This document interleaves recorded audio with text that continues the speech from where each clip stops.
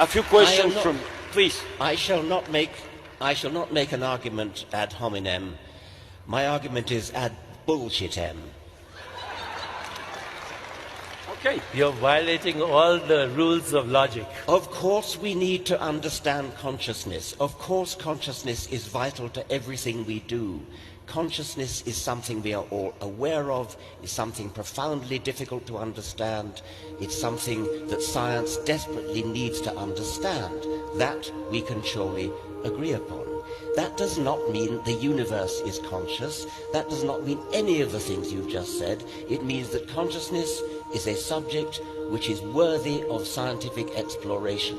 Proper scientific exploration, which means understanding consciousness in terms of nervous systems, possibly in the future in terms of computers, because it's conceivable that computing machines may reach the stage of complexity and organization that they too will experience subjective consciousness. But whatever experiences subjective consciousness is going to be complicated, is going to be a very large organization of lots of small parts interacting together in very complex ways.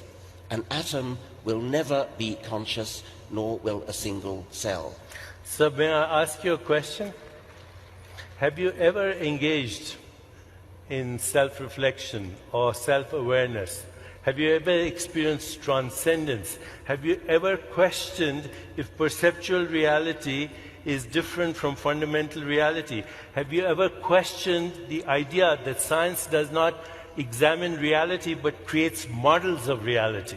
Have you ever thought that if computers will explain consciousness, have you ever thought who will design those computers and where will those computers be conceived and constructed?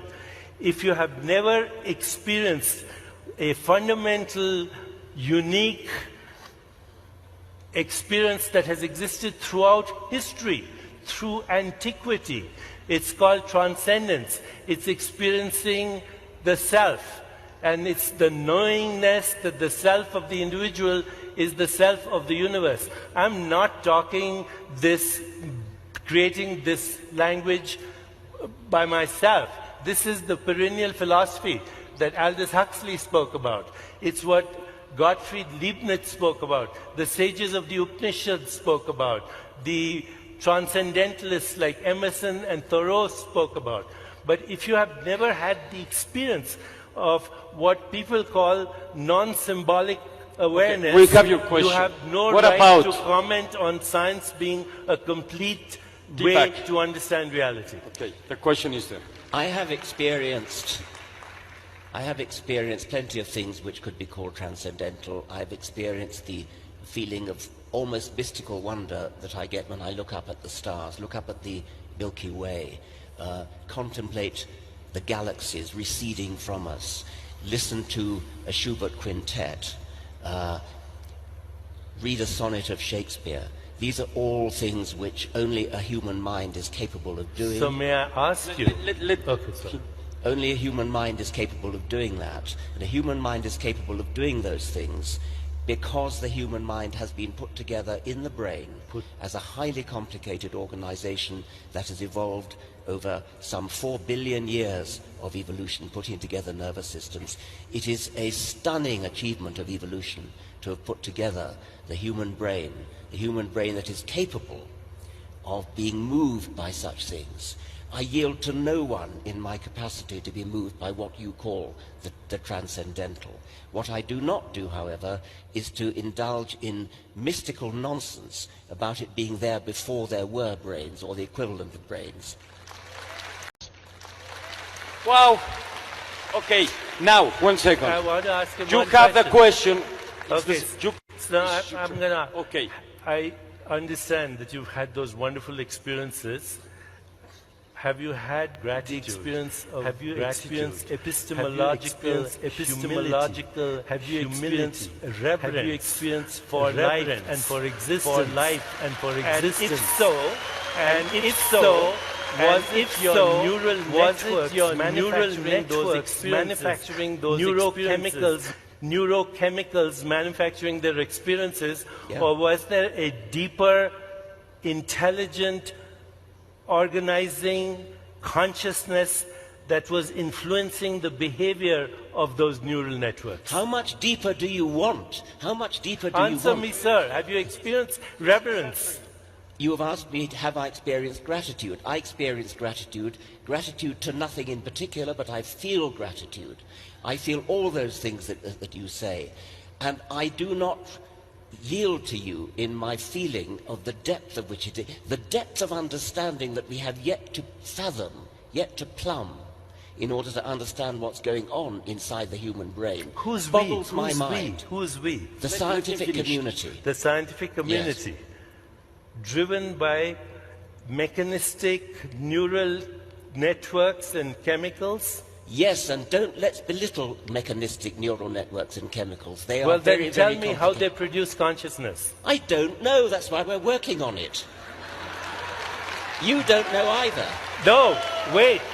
You say you don't know, but you totally dismiss mystical experiences or experiences that have existed for thousands of years, subjective but nevertheless symbolically present in every tradition of the world, where people have experienced what I would call non-symbolic awareness, non-dual awareness, subject-object confluence, unity consciousness.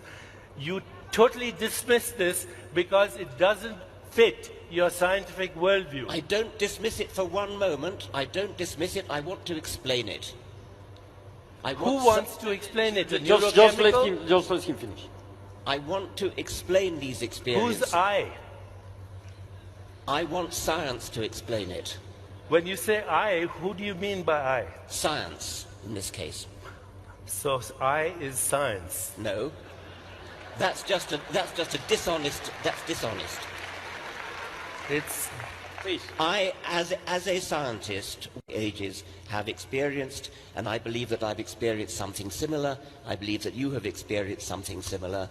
They need explaining, and they will be explained, if ever, in terms of brains. That's a promissory note. It is. In this economy, don't trust a promissory note.